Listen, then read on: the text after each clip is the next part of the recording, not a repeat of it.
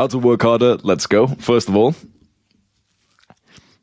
yes, I am an 80s porn star. Apparently, that's what everyone said.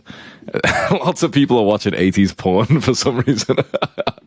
So respect to you. You chose to click on this video instead of the short clickbait videos. You're not watching shorts. You're not watching random, stupid, pointless YouTube video, entertainment content, Mr. Beast videos. You're watching an unedited guide, which is going to help you to work harder. So honestly, you do have my respect for that. Why should you listen to me? Well, I went from extreme procrastination to loving my work and often producing more in one morning than I used to in an entire week. I wrote extreme procrastination because through high school, I was that student who was only doing the homework and even studying for exams literally the day before. I remember for a bunch of my exams in high school and college, I literally woke up at 5 a.m., studied for barely 1 hour, and then had the exam at like 9 a.m. And the reason why this is worse is because I also, you can see what skin color I am, I also got quite abused for the low grades that I got. So even though I had so much pain because of the fact that I was procrastinating, I couldn't stop up until I realized what we're about to learn in this guide. But also, we're going to take it one level further, not just to stop procrastination, but really to make you a high performer. And now, honestly, like I genuinely love my work. It's probably the most fun thing that I do. A part of that is also that I've cut out a lot of the bad habits like porn, video games, and anime or whatever the fuck like people spend their time doing. So I genuinely really enjoy my work, and it makes it very easy for me to become successful because I like to work. I work, almost all of the hours of the day. Like I'll take time off to, like read and go to the gym and stuff, but I really do like it. And this is definitely true. Like I don't blame you if you don't believe me, but I actually do more work in one morning than I used to in an entire week. And so the promise of this guide, if you watch all the way to the end, is I'll just teach you exactly what I know. I'll teach you how to produce more work in one morning than you used to in an entire week. So this is going to effectively 7x your productivity. So I really hope you're going to think, oh shit, like, okay, if he follows through with this promise, holy fuck, I'll love Hamza forever because I'm going to get you this result right now, mark my words. And it's fucking awesome. Think about how proud you're going to be every morning when you sit up from work and you're like, oh shit, I've literally just done more than I used to all week. And it's like 9 a.m. So we're going to get you this result. I promise you that. Quick introduction, in cases you don't know me, my name is Hamza and I make videos that save lives. My goal that I wrote down, maybe I'll end up rewording it a little bit, but my goal is educate 10 million men. Simple as that. Just educate 10 million men, and I'll base that on the total follower count that I have across all educational platforms. So if you want to be a part of that and basically show that in some ways I have educated you, then you can subscribe, and it's almost like a nice tally that we can keep adding up to see how close we are to this goal. And if I've already changed your life, then you can just leave a comment below with your story, because you might end up helping another guy, and it might be kind of fun for you to like write a story of the first video of mine you watched and how much your life has changed since that point. And the top link in the description is just my free email list. You can just go get emails which are very detailed. It's about attracting girls, improving yourself, becoming more attractive, and speaking to more people, cold approaching, all this kind of stuff that a lot of young men are into. Top link in the description for free. Go join if you want. 3 steps to working harder. There's essentialism, there's deep work habits, and there's monk mode. You get all 3 of these, you will produce more work in one morning than you'd normally do in a week. So let's begin with essentialism. If there's one picture that symbolizes essentialism, it's this. This is how normal people, most people live their lives, where their energy is dispersed into like 10 different areas at once. This is your overworked, sleep-deprived parents who are struggling with the bills and the chores and the family, and then they're also trying to get fit at the same time. You probably relate to that. Like your parents have probably tried to go on like a fitness journey, haven't they, in the last few years? And be honest, have they even made good progress? Like, yeah, it's wholesome that they're going, but like, have they gotten good results? Often the answer's like no, because when you're spread out this thin, you make like such a small amount of, quite frankly, mediocre progress in 5-10 different areas. This is what an essentialist's life looks like, where he finds the one thing that he wants to go all in on and then makes remarkable progress in that. Essentialism is just basically less but better. So this works in the scope of your life where you think about things that you have in your life, like family, friends, hobbies, and stuff. And it also works specifically with, for example, the things you do inside each area. So all of this could look at aspects of life, family, friends, work, health, but it could also be just aspects. Imagine if this was titled work, it could be aspects of work. So it could be like networking, making videos, replying to comments. You get what I mean, right? So we can go micro and macro with this. And most people will just end up dispersing themselves so thin to not get good results. But this is the life we want to live. And also anyone you look up to, this is their life. They don't usually have balance. They don't usually have like an amazing family that they spend time with all the time. They don't often have like amazing health. Usually the way balance is made, by the way, if you're wondering like, wait, but what about if you do want balance? What if you do have like a family and you want to spend time with them? Balance is often a lie. Like people think this is balance and you try and move an inch in each area at the same time. The people I know who have got balanced lives, that's not how it worked. Balance actually comes from the extremes, but just in a pattern. You go, let's say you're starting off, you're like 16, 17 years old, like I was, and you go extreme in basically one area that you obsess over, like bodybuilding. So I went, look at that fucking tricep vein. You see that shit? Fucking hell. Come on. I've been fucking working hard for this shit, bro. You don't even fucking understand, man. I've been training like a bodybuilder. I've missed one day of the gym this year so far, you know. One day. Think about that. One fucking day. And I've traveled as well. Fucking sick. So this is basically going all in on one thing, like let's say bodybuilding, right? So you're 17 years old, you're not really thinking about family, you're not thinking that much about friends, you just go into bodybuilding and you build an aesthetic physique that feels awesome. Then the next thing, so you went all in on this with as much of your thought as possible. You went to the gym, you came back from the gym, you were watching gym videos, like that level of obsessiveness where you think about gym, you're following gym creators, it's all you really think about. Then you make huge progress. Then you get to the point where you can almost like maintain that level of progress and your mind starts to obsess over something new. Like for me, when I was 17, I got into the gym. By about 19, then it started to obsess over sex and getting girls. And so I kind of maintained my gym progress whilst the new bar was growing. And suddenly I had girls like alongside this, like sex alongside this.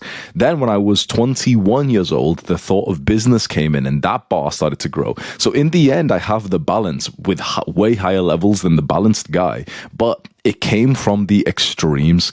Let me just make sure that you really understand this. This is not a good life, like where you have everything at once and you're trying to inch forward. These people, they just don't get good results in life. Every single person, like I'm telling you, 100% of the successful, happy people I know who have got good lives, they had it in the extremes. They focus relentlessly on just business for the first few years. Then they got their fitness up. Then they got their family. Now from the outside, they look like they live like such a wholesome, balanced life. But balance was not created through balance, but it was created through the extremes. And so essentialism, the lesson you need to take from this is, what can you go extreme in right now? What's the biggest goal for you right now? Maybe it's building the aesthetic physique and looking more attractive and confident. Maybe it's learning to speak to other people, being social and sexual. Maybe it's business. You basically need to cut out as much as possible apart from that thing. This is where it's difficult. Because look, most things are unimportant and don't give good results. We're talking about the micro, by the way. So we're not talking about family, friends, work. We're talking about, okay, inside of work, we have certain tasks that are unimportant and don't give good results. But then we also have certain tasks that are incredibly important and give you all of the results. Being an effective worker is about finding out your essential tasks and going all in on them and not getting distracted like everyone else. So if you think about the one big thing you want to grow right now, let's say it's your work, of all the things you could do inside, what is the really important, effective, essential tasks inside? And what are the seemingly urgent, but actually not even that important? Like there might be a bit of a benefit to doing them, but they're like less important. This is a good question to ask yourself right now, because this is going to help you to really pick like the powerful lever for you to keep pulling, so that when you do work in the morning, your work is going to give you more results. So can you think of what your essential tasks would be? As a YouTuber, my essential tasks are scripting videos and recording videos. That's it. Everything else is not that important. And if you're watching this and you're not a YouTuber, you might be like, well, yeah, of course, but like, what else was going to be here? You might be surprised with how much time other YouTubers waste on shit like replying to comments and going to comments on like other YouTubers' videos and subtly trying to get followers from like their comments there, and like changing their profile picture and making a cute little playlist and stuff, you know. And those are things that I've done as well. Every now and then it's kind of fun to like change a little profile picture and stuff, but often they're just not that important, because if you just do these two tasks well, you can become world famous. How about, for example, for an athlete? What is essential for an athlete that's amazing? It's getting better at the sport, and then recovery and performance, optimizing things like showing up to the game, being, you know, well slept, for example. That's it. What's not on this list for the athlete is doing sponsorships, conferences where they have to stay up late and they have to go randomly fly to go get interviewed somewhere else. It's not like saying yes to that random podcast, random like university talk that they've been invited to. Those things are fun, but those are a distraction. So for you right now, what is the essential task? Let's say you're a student. What's the essential task that will give you most of the results? Let's say you've got an exam coming up. If you say studying, that's way too general. It's not about that. That's like me saying like working, right? It's not studying. What's the task inside of studying that is essential that will get you most of the results? Maybe you're thinking reading the book. Maybe not. Most likely, if it's an exam and you're part of the, you know, the bullshit old traditional education system, it's not actually about learning, it's about memorizing. So the most important task here would be practicing previous exam papers, because often the same questions come up time and time again. And so if you do this like 50 of the previous exam papers, you'll basically know the questions that are going to come up and you've already practiced them. That's more important than reading the book itself. That's actually how I passed my driving test. We had my theory test recently. That's where you have to go in on the computer and answer like a 50 multiple choice quest or something, and like do this little hazard perception like screen where you have to click when there's a hazard coming up. And I booked my theory test for like 2 days in the future. My sister got angry at me. She was like, no, like you need to wait like a month. Like, you know, you need to practice for a month. And I was like, no, like I know how to pass this. So I literally just practiced the questions. I didn't go and read a book on like the general knowledge. I just kept on taking the exam. I failed for the first like 5 times I took it, and then I kept on passing because the same questions come up all the time. That's the exact same as like if you're a student, the same questions keep coming up. So you keep just practicing the questions. That's the most important task you could do. All the unimportant stuff, like for example, highlighting your textbook, that will actually distract you more than you realize, and it will take away from the essential tasks that you've got here. The reason why we're going through this is because when you sit down to work, the biggest thing you can do is work on these big, important, essential tasks. Because if you sit down, if you start your day by like checking your phone as a YouTuber and going to the analytics and looking at comments and stuff, suddenly you've just taken some of your brain points, like your bandwidth for the day, instead of doing the big task that was actually going to move you ahead. The YouTuber who just replies to comments doesn't grow. The YouTuber who just makes good videos but doesn't reply to comments will still grow. The problem with the less important work, the unessential work, is that it's still exhausting, right? Like, you ever work all day and have nothing to show for it? Loads of times. It's like you get up from the end of the day and you're like, I don't actually know what I've produced here, especially if you're a businessman, like you're getting into business.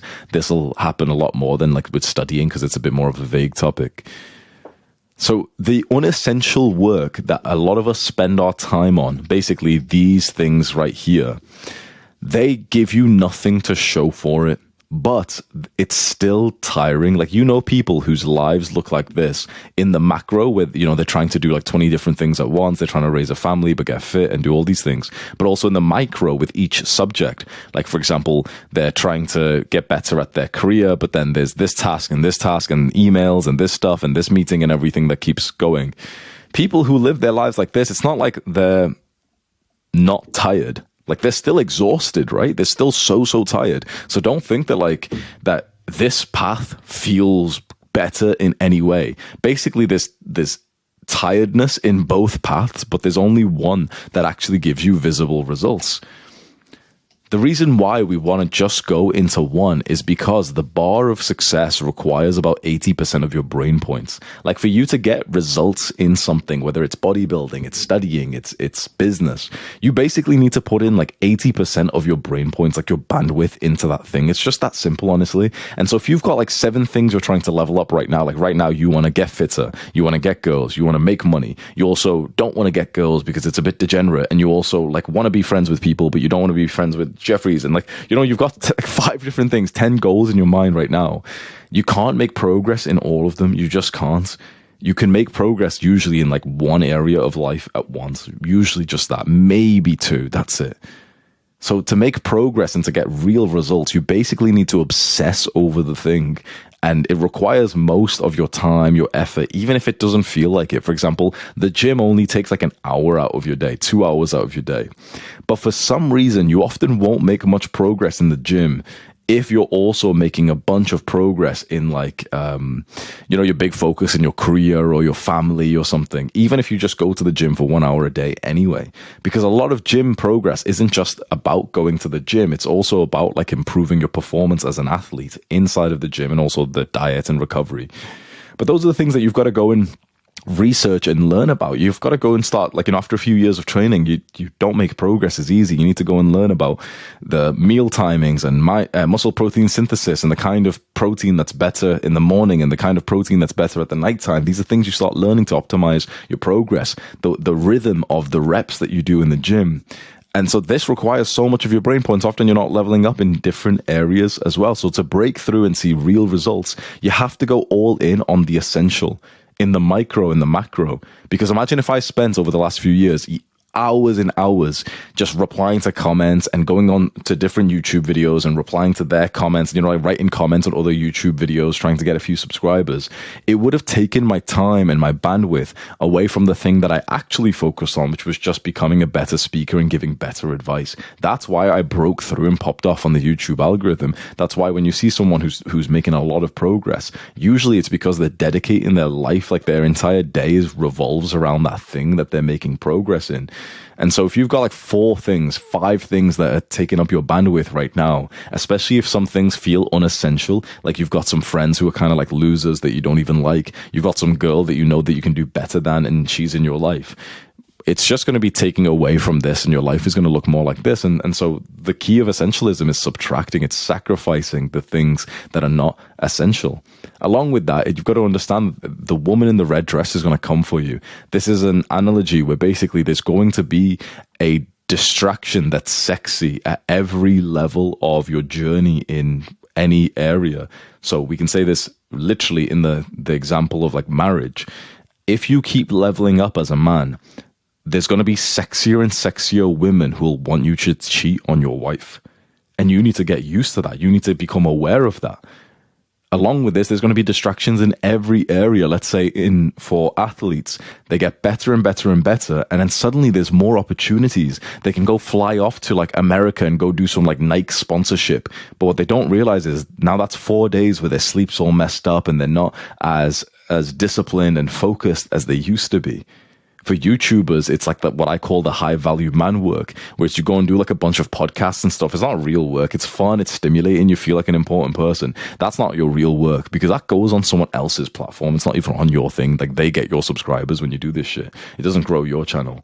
It's fun to do. These things are really fun. It'd be fun to cheat on your wife. It'd be fun to go fly over to somewhere and go do a sponsorship, some like football shoe sponsorship, because you've been really killing it in sport and some company wants to sponsor you or something.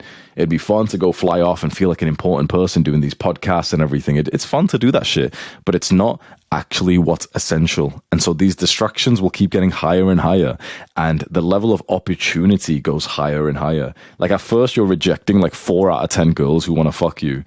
After a few years of being on your self-improvement journey, there's like 7, 8 out of 10 girls, like the more and more attractive girls who want to fuck you, who you start having to say no to. When you level up, like, in your business, suddenly there's opportunities that are like a 7 or an 8 out of 10 opportunity, and you have to say no to that to focus on what's essential. Because if you don't focus on what's essential, you'll start to slack in the most important thing, and there's someone who does focus on that and he will beat you. The athlete who just plays basketball and keeps focusing on basketball, getting better and better and better, will eventually beat the guy who was focusing on basketball but now is flying around to do all these little sponsorships and everything. It creates a distraction that many people aren't aware of. So I'd ask you right now, like, if you were a full-on essentialist, what task would you just go all in on and try and subtract everything else from your life? In your work right now, like, what tasks are taking up your time? Because those things will strip you of your potential. So the action step for you right now is to figure out your most essential tasks. What are they? You can write it down in the comments below. And now think of the less important tasks that you often spend time doing, but that might actually distract you from those essential tasks, and write them down too. You've got to vow to choose to sacrifice the unimportant tasks. Because if you just become world-class at the essential tasks, you'll have all the success that you want. But anything that stops you from becoming world-class in those essential tasks, well, you've just lost out on your potential. And you might be thinking, wait, but like some of these less important tasks, they still work though. They still get me some benefit. Yeah, sure. Like we can talk about this, like the any benefit mindset. Do you get a benefit for example, as a YouTuber replying to the comments on your videos? Yeah, sure. Like people see it and it looks a little bit nicer. So there is a benefit, but it's not about finding if something does a benefit. It's about putting all of our time and our bandwidth into the thing that gives us the biggest benefit. Don't risk the empire for a pot of gold. By following the steps that we've just completed, I wanted to make you aware of the choice of the essentialist, which is that we want to have a really clear idea of the tasks in our work that are truly essential, important, and effective for us to get to our goals, which is often the big fucking exhausting task, like sitting down and recording the video even though you're tired. It's so, like, bro, even today I woke up and I didn't want to do this. I just wanted to sit around and read. I wanted to go onto the YouTube analytics and, like, you know, look at the views recently. I wanted to do all that cute stuff. This is the hard thing. As I say this right now, like, you know, my stomach feels a little bit full. I've not even ate anything, but, like, you know, I'm just like, it's a little bit uncomfortable. I've been talking for probably 15, 20 minutes. It's like, it's not easy to do this stuff. It's so easy not to do it because there's other things that, you know, are less that are frictionless compared to this. It's so easy to not do the essential things, but this is what makes the difference. So can you sit down every day when it's your work time and choose to do the essential task that's often more tiring and exhausting than the unessential tasks that we often only do to feel productive? Just mark my words, if you only do the essential tasks like scripting and recording a video, you'll get all the success you want. If you only do the essential task, which is like practicing the sport and then playing the game, you'll become one of the best athletes.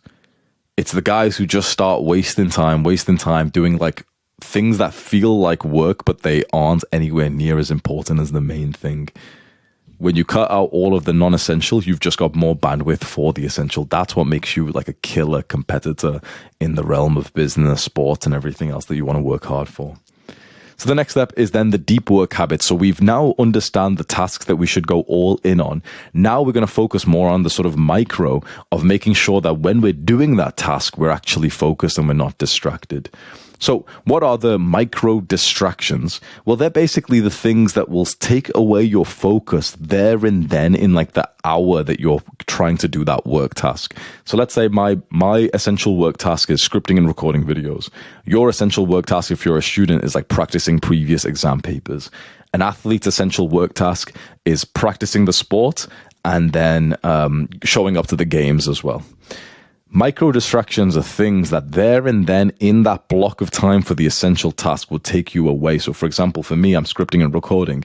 If my phone goes off, that's a micro distraction. If my family comes in, that's a micro distraction. If I go downstairs and go eat something right now, that's a micro distraction. You'd be surprised of how much micro distractions we have in our day. Like, how many times have you been micro distracted from this video so far? Like, have you made this full screen and you've just been staring at it? How many times have you scrolled down to the comments to get double dopamine? Have you like scrolled down if you're on your phone to see your notification tab? Are you listening to this whilst you distract yourself right now saying that, oh yeah, it's just multitasking? So you'd be surprised of how much this hits. And so there's a few things we can do. Well, there's phone notifications. It bothers me that there's still people who keep their notifications on their phone. Mine have been turned off for 4 years straight. For 4 years, my phone has been on Do Not Disturb. It's been on silent, and it's had the phone notifications cut out because I am a high performer, and this is the way that I live. And if you want to become a high performer, then I suggest you just copy my exact phone settings. So you can do this right now alongside me as an action step. If you go onto your phone, go onto the settings and search for notifications, and it'll open up a page where there's all these apps. Go through all the apps that send you notifications and disable them. And I know you'd be scared to think, wait, like, I won't get notifications. What if there's something important? Let's just be honest. And like, you might disagree, but like, truthfully, there's usually nothing that's actually that important. And if there was something that's important, honestly, most likely people wouldn't go to you for it. Let's just be honest, they probably shouldn't. Like, if you're a young guy watching this, if there's going to be something important with family, most likely you'll go to like one of your parents or something, or your big brother or whatever, or go to your dad or whatever. You'll be surprised. Like, I thought this as well when I thought, oh, what if there's an emergency and stuff? Like, it doesn't happen as much as you think. And if there's an emergency, someone will call you twice, and then the notification basically turns on anyway. So it's like, you don't need to worry about that. So this stops, like, especially for the messaging apps and Instagram and all that stuff, it stops it from popping up on your phone and suddenly making you like a fly to like honey, where you zap and you're like, oh yes, oh, gotta see this right now. The only time you should see messages on WhatsApp is when you open the WhatsApp app. Like, think about that as a level of self-respect. You go on your phone to use it for something. Let's say you use it to check maps for something.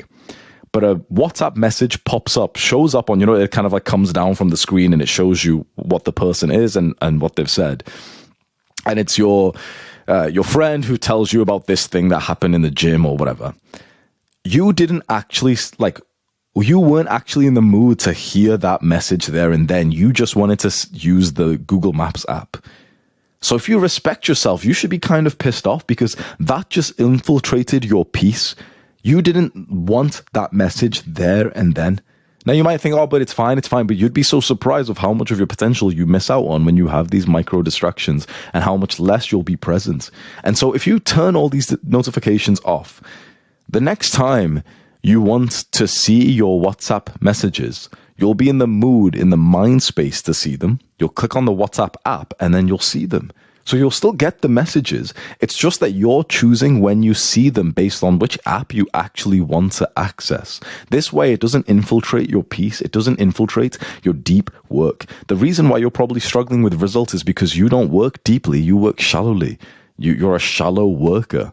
And shallow workers get paid 100 times less than deep workers. So by all means, don't listen to this advice if you're fine with that. But you clicked on this video because you really wanted this like tough love of like, how do you become a top performer?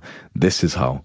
This is what we do. So if you go onto your phone, notifications, go through all the apps, disable them all. The only one that I keep on is just the normal phone app, because if someone calls me like that, that's fine. If someone's going to call me properly, that's fine. But I've got WhatsApp messages disabled. I've got text messages disabled. For the love of God, like, of course, I've got social media messages disabled. I'm a fucking influencer, by the way. Think about that. I'm an influencer. I make money from social media. I get at least 1,000 times more value from social media than you do. And I've got my social media notifications disabled. So what does that say about you if you aren't listening to this? Think about that for a second. I make a fuck ton of money. I get status. I literally get like women from social media. I get more than you do from social media. And I keep my notifications disabled because I'm still telling you that the ROI is there for me. Most likely the ROI is going to be there for you. So disable all of it. When you want to check Instagram, go and check your messages then. And also that kind of makes you cooler as well, because it took you longer to reply. So it's a win-win, right? So disable all of them. There's a setting, at least on iPhones, which is called Rise to Wake. I turn that off. My phone, where is it? My phone's here, look. Usually if you pick up your phone, the screen will turn on for most people. Mine doesn't. So I've turned that off. There's also another one, which is, I think it's called Tap to Wake. most people's phones, if you touch their phone like this, the screen turns on, mine doesn't. My screen only turns on if I actually physically press the power button. That's the only way it turns on. It doesn't turn on like this. It doesn't turn on when you just pick it up. It doesn't have notifications that pop on the screen. Literally, like, my phone stays like this unless if I manually press the power button. Think about that level of control. If my phone is next to me, it doesn't randomly light up the screen when someone sent me a message 5 times an hour, 100 times an hour, whatever. It literally only comes on. The screen only comes on when I want it to, not when I've just picked it up and I'm moving my phone somewhere and, I'm walking somewhere. No. When I press the power button, think about that level of control right now. So rise to wake, turn that off. I think it's called tap to wake, turn that off. Then put it on silent mode. So, the little iPhones have got this little side button, and Androids probably have something like that. Turn it on silent mode. Then I have it on do not disturb mode as well, just in cases. And then sometimes I put it on airplane mode as well. That's the level that I've got my phone on so that it doesn't disturb my peace. And when people say like, oh yeah, you take a while to reply, it's like, I take that as a massive compliment. You're telling me that I'm not like most people who are shallow workers. Thank you so much. I've worked hard for that. They think it's like, almost like a slight insult. I take that as a compliment. And if you want to be a high performer who can work hard as fuck, maybe you'll take that as a compliment as well, because this makes you so different, by the way. This makes you so different from everyone else who's struggling with like intellectual work in the modern day. Along with this, there's family distractions as well. This is a lot harder. Like if you live in your family home and you have family who don't really respect like your sort of peace and quiet and your need for your own private space to do your work, they might barge in and just start chatting shit like a lot of families do. And so I think there's an action step that I just wrote is like, just try sending them this message or speaking to them right now. Whenever you do your normal important work, your deep work, either send them a message or just go up to them today and tell them, I do my important work at, and tell them the time. Please try not to disturb me. Do you need me for anything before that? So for me, this is why I wake up so early, because I wake up at 4 a.m. and no one's awake for about 2-3 hours. So I've got peaceful time in the morning. No one's going to disturb me. Then my mum wakes up at about 6 and she knows not to disturb me as well. So I can wake up at 4 and I can work till like 8, 9, 10, 11 and no one disturbs me. We have it very clear. Like in my family, there's a lot of respect with my work because, I've become successful and I've given that money with my family and retired people and stuff, that no one knocks on my door, no one calls my name. If they need me for anything, they send me a message and I reply back at the time that suits me, which sounds cold-hearted, but it's like, this is what it took to retire my family. So you can push for this if you want to have the same experience of retiring your family, or you can just kind of, be sat here like, oh, but my family won't listen. My family didn't listen the first 20 times I told them not to disturb me. I had to tell them like literally like 10 times, 20 times, 30 times a year for like 2-3 years before they really like got to it. So don't think, oh, but I told them once and they still messaged me, or, they still opened the door. I've had like full on like serious conversations multiple times with my family where I've sat them down as if I'm like the father figure, where I'm like the boss of the house. And I said, listen, it's inappropriate. I'm working to provide for our family. And my father knocked on my door. You can't do that. It sounds awful. It sounds so horrible to say, but it means a lot to me. Like that's a big part of like my sort of boundaries of my expectations with my work that is providing for everyone. That's freed my father. My father doesn't need to work a job anymore because of this. So it's important that you have this level of confidence that even though you've not achieved this success just yet, you need to have this level of self-respect where you'll stand up for yourself in a very respectful way and say something like, everyone, I do my important work from X time to Y time. Please try not to disturb me. Does anyone need me for anything before or after that? Say that, and then whatever tasks your mother might say, you can go and like do that chore first before she needs to come and like knock on your room. Then you make it clear, like you tell them 10, 20 times over the next year, I'm working at this time. Please try not to disturb me. I'm working so hard that I can retire our family, whatever. The first 10 times, they'll think you're gay. They'll think you're cringe. My sister kept on looking at me as if I was like cringe as fuck when I was saying these things.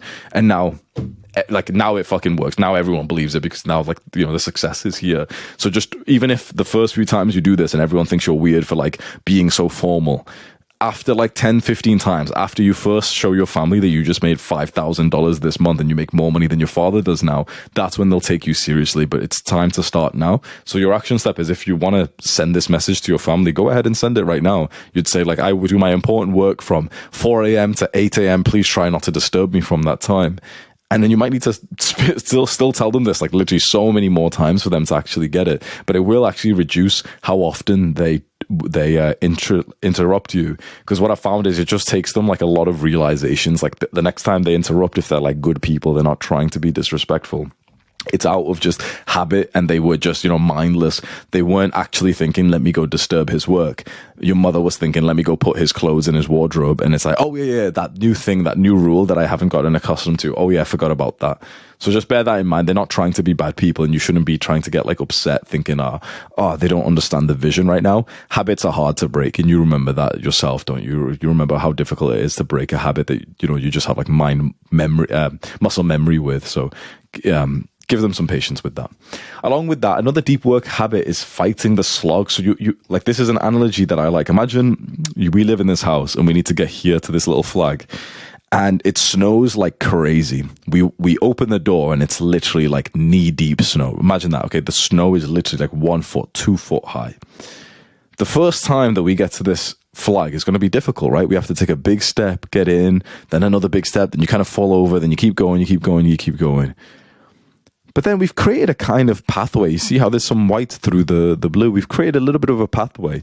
So if the first time to walk through takes us like an hour, now the second time of us going back probably takes us like 30 minutes, because there's already a bit of a pathway. It might have snowed a little bit more, but there's a bit of a pathway. Now, if we keep doing that, eventually that pathway clears. This is how like habits and work habits really work, is the first time you start working hard, it feels like this slog where it just feels difficult, but it doesn't stay like that. It becomes like that cleared pathway, which is still difficult, it's still hard, but it gets easier and easier to just sit down and just shut up and just do the work. It gets way easier to do that. It's kind of like hitting a PR in the gym. You get up to like 100 kg bench press, and it's so difficult, and the rep takes you like 7 seconds, and you can only get 1 rep. And then a few years later, it's like, that's your like hypertrophic weight. You're doing it for 10 reps, you're doing it for 12 reps, and you can, bust out the reps fairly quickly.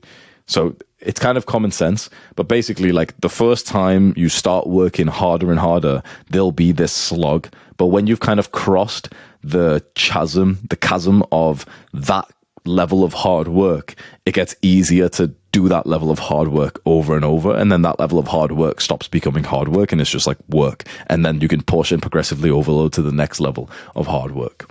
Along with that, this is probably the most important tip I could give you when you're actually doing the task, so pay attention to this. Meditate back onto the task at hand. So this won't be easy. I need to make this so clear to you. I still get constant thoughts when I'm doing hard, exhausting work. My thoughts will literally tell me to stop and do something easier. So you need to understand this is the most important part, and it's so interesting because this is all about like deep internal thoughts and everything. When you're trying to sit down to do the work, you'll literally get thoughts like every 15 seconds that you just can't be asked, and you've just got to keep meditating back onto the task and just sticking there. The way meditation works is basically you just meditate back onto the moment, or the focal point, like the breath. We meditate back onto the breath, back onto the breath, back onto the breath. That's how meditation works. We lose our presence, then we go back. This is how deep work, hard work really works. It's so hard that your brain will keep coping and asking you to like go and do something different, but you just command it to go back to the work. You command it to go back to the work. You command it to go back to the work. This, just trust me when I say, like, if you can just intellectually grasp what I'm trying to teach you here, this will help you a lot.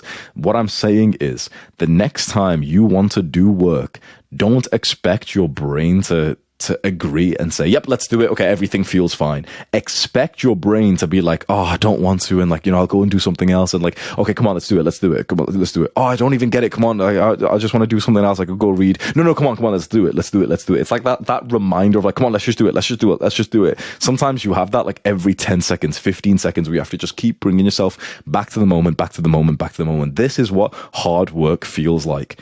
If it was easy, you wouldn't have these thoughts, right? So most of us want to work hard. You clicked on this video because you want to work hard. This is literally the experience of what it feels like to work hard. It's like, it's not going to be easy, right? Of course not. That's the point of hard fucking work. So that means that naturally, if you want to do hard work, the kind of work that gives you better results, naturally, it's not going to feel like the same easy, enjoyable flow state work, is it? It's going to feel like a slog. It's going to feel like you're crossing over like deep snow. know, and you keep tripping over, that's what it's going to feel like. So expect the difficulty, expect like your mind constantly trying to bitch out and telling you, come on, let's just stop, let's just change the task. Expect that. If you expect that, you start looking forward to it because you're like, oh shit, this is what hard feels like. This is the hard work that I've been trying to avoid all this time. That's your superpower, because every time you come back, it's like you've taken one step forward in the race of entrepreneurship, and some people won't take that step, so you've just beaten all of them. That's why it's so powerful to just meditate on the task and keep coming back to that. One good tip is to allow yourself to feel boredom throughout the day. Meditate on the present moments, even if it's boring, instead of grabbing your phone, because this will help you to continue the hard slog, like this deep work meditation. So basically, this is what we need to do to achieve in hard work. It's going to be difficult. Our brain is going to cope, and we have to keep bringing our brain back to the task. A way that we can practice that is actually when we're not working throughout the day, when we feel bored, instead of just choosing to change the present moments by grabbing your phone like most people would do, we choose to enjoy the present moment, which is boring. Because if you basically do this habit more, where whenever you feel bored, like in public, you just enjoy it, you'll be more likely to endure the hard work, and the hard work will begin to feel easier, and then you basically have gotten to the next level of your capabilities. So here's like an identity visualization that you can do. Be like the wise young person who acts like a wise old person and just smiles and raw dogs an experience, unlike the young ADHD people who need constant stimulation. So if you imagine yourself in some kind of like somewhat social setting, maybe you're in a cafe or a gym or something, and everyone, the moment they get like a little bit of discomfort and boredom, they snap and they grab their phones and they quickly start scrolling and messaging people. You can be the one person who's almost like has an old spirit, where you can just kind of sit there and just feel the boredom. Because if you can do that more often, you'll be more likely to do it inside of the task as well. That covers the deep work habits. So we've covered the big tasks that you should be spending your time on. Now we've covered, okay, when you're doing those tasks, how do you stay focused so you don't get distracted in the micro task itself? And now let's talk about the way to organize your life to work harder. And all of these important, but this might be the most important for me personally. This usually has like the biggest impact, which is the monk mode periods. So what is monk mode? Monk mode is a period of extreme focus on your goals. It's basically where you sacrifice literally everything that isn't aligned to your goals.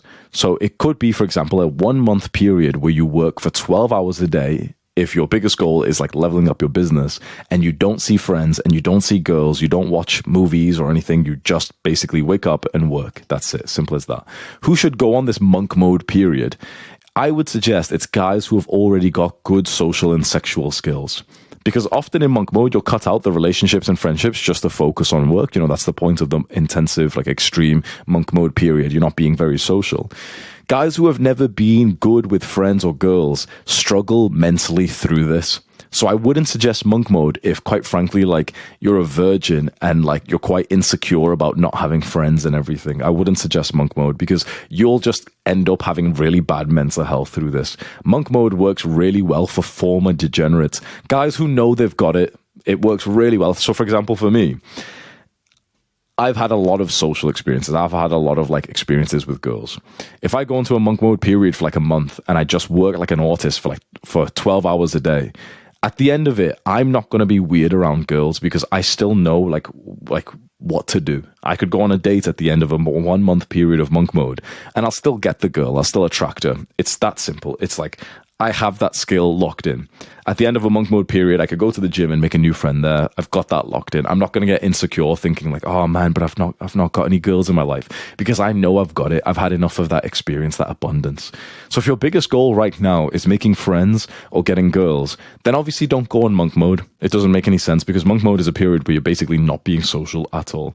Now, if your biggest goal is business, then monk mode is perfect, because often, unlike what like the cute internet entrepreneurs tell you, like, oh yeah, networking and collaborations, truthfully, if your biggest goal is business, you don't need to go and do the high value man work where you're going onto podcasts and messaging guys on Instagram or any bullshit. Most of your business work is just you waking up early and just staring into a computer screen and just getting fucking work done in silence by yourself. It's not hype. It's not social. Just get the fucking work done. That's where the real business moves along. It's not with this like cute collaborative kind of mindset where you go and meet people for coffee or some shit. That's not real business work. The best businessmen, they just wake up and they just work in their like their sweats, like their pajamas for like 6 hours straight, and then they can be social afterwards if they want. So if your biggest goal is business and making money, then monk mode will be absolutely perfect. So monk mode is a period for about 1 month or so or longer where you're just going to follow really strict rules, and these are my rules personally.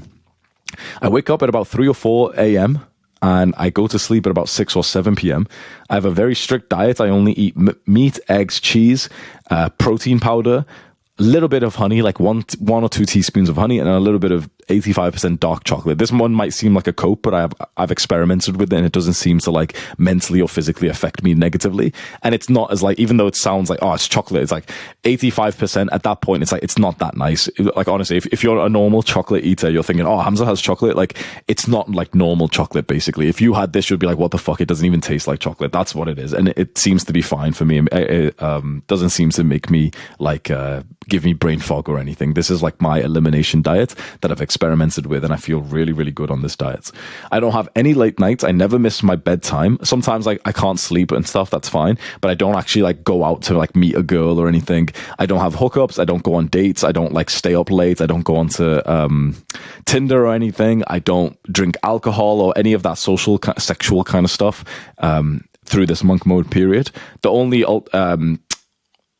exception to this is like I have girls who want to meet me in the gym and stuff. That's fine, because I was going to go to the gym anyway, and I'll see them there, have a conversation and stuff. That's fine. I'm being social in the gym, which is a part of the next rule, which is nothing social apart from workouts. So I can go to workouts with friends, and that's fine, because it kind of scratches the social itch a little bit, and it's also fun, and it also kind of makes the workout better. But I don't really extend the workouts. I don't have massively long workouts. I don't go and like get food with them afterwards or anything like that. I just kind of do the workout with some people, then I go home. That's it. So it's a somewhat of an anti-social time for me, and I have quite a clear focus on some kind of like production that I've caused because of this monk mode period. Basically, at the end of my monk mode period, I want to be able to look to something and say, this is what I produced for this period of monk mode. I made these 7 full guides. I made 20 videos. That's what I want to be looking at. All of like the work really ends up just becoming a statement that you can say to yourself, like, this is what I made during my monk mode period. If you can't say something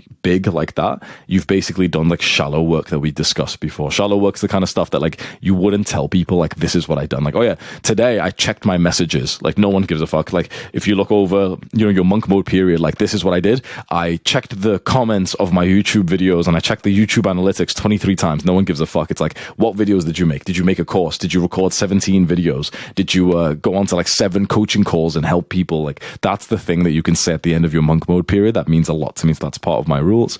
And so your action step right now is to think of some rules that would be amazing for your monk mode periods, that would make you like super disciplined, super productive. Think of the rules and then write them down, and then you can follow these rules for about a few weeks at a time.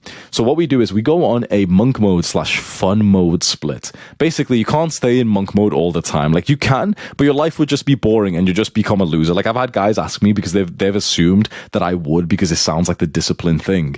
And I always just think like no offense, but you're probably a fucking loser. Like, I'm not going to stay in this autistic like monk mode period where I go to sleep at 6 p.m. all of my life. People have asked me like, you traveled or you met that girl. Like, why wouldn't you just stay in monk mode? And I'm like, bro, like, I know you're trying to do like a David Goggins kind of like thing. Just shut the fuck up. It's like, you don't stay in monk mode. Or at least I don't. You can if you want, but basically you don't stay in monk mode all the time, because your life just gets boring as fuck, one-dimensional, and you're just a loser who doesn't get girls, who doesn't even have friends and stuff, who doesn't like go out and do anything else. All you do is like go to the gym and work, and you become like a fucking weird autist loser hermit because of that. So just be careful. I've had like little kids like of my, my fans call me out and be like, oh, but why don't you just like continue monk mode? Like, why would you go go in, like take 2 days off. I'm like, bro, like you're trying too hard to do the disciplined masculine thing. It doesn't work when you're like 15 years old and you've got a skinny neck. Like, don't try and put that pressure on me. Like, so here's the thing. You can do that if you want. You can just stay in monk mode forever if you want, but it's not actually going to be beneficial, because suddenly your other parts of your life start going down, and you'll almost look back and be like, oh shit, all I've done in the last few years is work, and I didn't even really have fun, and I didn't even experience life, and I didn't even get girls. I've not even had a woman's touch and stuff. So what I prefer is more of the work hard, play hard, where I alternate periods of extreme work, which is monk mode, with extreme fun, which is like the fun. I call it the fuck mode, basically, where I'll go and spend like a few days. I think I've got a page here. For fun mode, I'll go and spend a few days just doing what I'd authentically enjoy with no guilt. So sometimes I'll fly to a city, I'll go on a bunch of dates, I'll go to like restaurants and stuff. Other times I'll go on like road trips, and I'll go camping, or I'll go traveling or something like that. And often I'm always really social, meeting people. I'm relaxed on my diet during this. And you could, if you prefer, if it is authentic to you, go and have a few days where you just enjoy like video games, anime, and movies and snacks. Usually I'm against these things. But if you've just completed a monk mode period where you literally work like 12 hours a day for like 3-4 weeks straight with no days off, with no 1 hour to relax during the day, then by all means, if you want to go grind like some video game for like 3 days, like by all means, go ahead. Like, I think that's a good split. So I really like this split here, where I'll go on monk mode for about 20 to 30 days at a time, and then I'll have like 2 to 7 days of fun mode. I like these relatively short periods, like the period split, because I don't actually like longer periods of fun / not working. Like, when I don't work for about 3-4 days, that's when I actually start to miss it. Like I said, like, I actually enjoy my work. So I don't mind, like, a few days to go travel, to stay in a city and everything. It's kind of fun. You go to restaurants. After like 2 days of being in a city, 3-4 days, it's like I'm kind of bored and I actually want to work. I actually want to keep like grinding. I don't need that many days off. And since I'm only going to take like 2-3 days off, then I don't want the monk mode period to be like 90 days of work. No, like, I don't take weekends off. You need to understand this. I don't take weekends off or evenings off in my monk mode. I just wake up, work, go to the gym, work, read, sleep. That's it for like 20 days straight. Then I'll take a few days off for fun mode. I know that for some people, like some entrepreneurs I know, they'll go on longer periods. Like, they'll have like a 90-day monk mode where for 3 months straight, they'll be antisocial and just work. And then they'll have like weeks off for like fun mode. That for me doesn't personally work, but you can consider that as well. But I like my split, and it's not very autistic as well. So what I mean is, like, sometimes it might be 10 days of monk mode and like a few days of fun mode. Sometimes it might be longer. Sometimes it might be 21 days, or it might be 19 days and like 6 days of, you know what I mean?